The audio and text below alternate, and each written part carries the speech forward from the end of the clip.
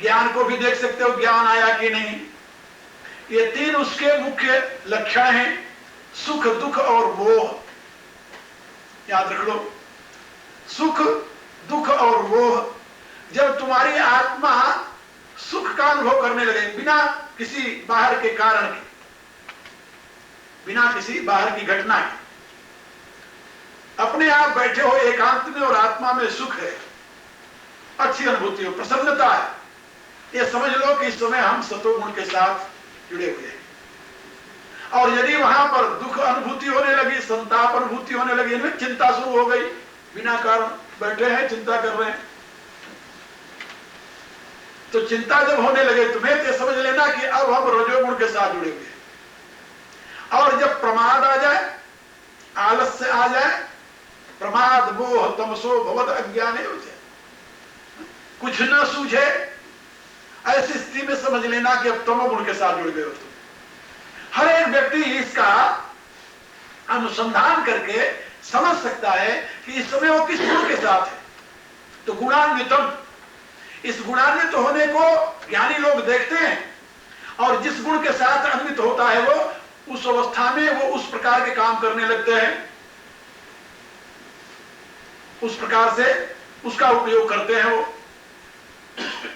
और जिस प्रकार के गुण से तुम युक्त हो जाओगे उसी प्रकार की वृत्ति जागृत होगी और उसी प्रकार की डिमांड जागृत होगी, मांग, भूख लगेगी। यदि सतोगुण के साथ स्थित हो तो यह होगा कि भाई कोई मीठी चीज मिलनी चाहिए, मीठी रस वाली, कोई फल मिल जाए, कोई दूध मिल जाए, कोई मिष्ठान मिल जाए, तस्मई मिल जाए, मीठी चीज कोई मिल जाए। जब रजोगुण के साथ लग जाएगा ना तो ये होगा कोई चरपरी चीज आनी चाहिए, कोई नमकीन उमकीन नहीं, क्या कोई थोड़ा सा खट मीठा हो, नमकीन हो, ऐसे चीज की आप चाहोगी। और जब तमोगुण के साथ होगा तो कहोगे अरे यार कोई चिकन कर ले आओ, ये क्या घास पात रख दिया। ये जो बुद्धि भ्रष्टता की स्थिति है ये तमोगुण की देन है। यानी जिस प्रकार के गुण के साथ तुम्हारी आत्मा जुड़ेगी उस प्रकार की उसकी मांग सामने आएगी। तो तुम्हारे व्यवहार में, तुम्हारे आहार में, तुम्हारे विहार में, तुम्हारे विचार में, याद रख लो, आहार, व्यवहार, विहार, विचार और आचार, इन पांचों में उन गुणों की अभिव्यक्ति होगी। फिर से गिन लो,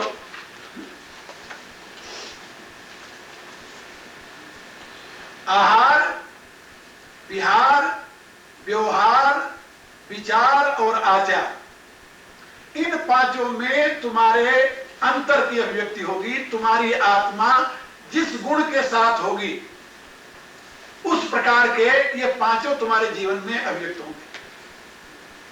वैसे विचार उठेगा, वैसे आहार की चाह होगी, वैसे विहार की चाह होगी। विहार की चाह भी होती है अच्छी जगह। नारद जी जब पहुंचे बद्रिकाश्रम में तो उन्होंने देखा कितना सुंदर स्थान है, यहां तो भगवान के लिए ध्यान करना चाहिए। क्या समझे? यहां तो भगवान का ध्यान करना चाहिए, ये बिहार की वृत्ति है।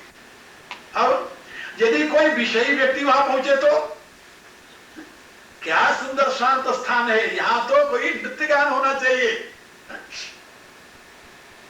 और कोई पतित आदमी पहुंच जाए तो क्या एकांत स्थान है, यहां तो शराब और सुंदरी होनी चाहिए। वृत्ति जिस प्रकार की वृत्ति होगी वैसी डिमांड करेगी। तो ये विहार की भी यही स्थिति है, व्यवहार की भी यही स्थिति है। जब तुम्हारे में सात्विक विचार आएगा तो सत्पुरुष के साथ व्यवहार करोगे, राजसिक विचार आएगा तो स्वार्थ का व्यवहार करोगे। सात्विक विचार आया तो उसमें देने की वृत्ति होगी, राजसिक विचार आया तो लेने की वृत्ति होगी, और तामसिक विचार आया तो उसको दबा कर रखने की वृत्ति होगी। ये स्वाभाविक है।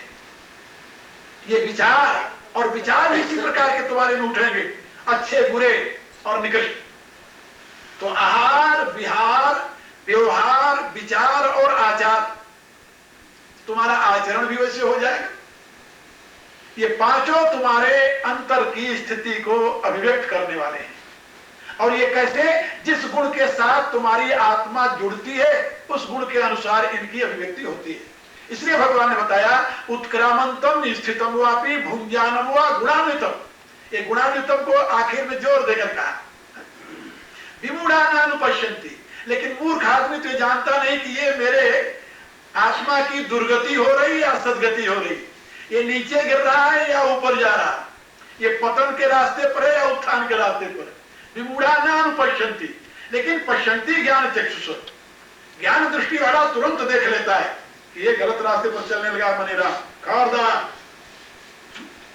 सावधान हो जाता है।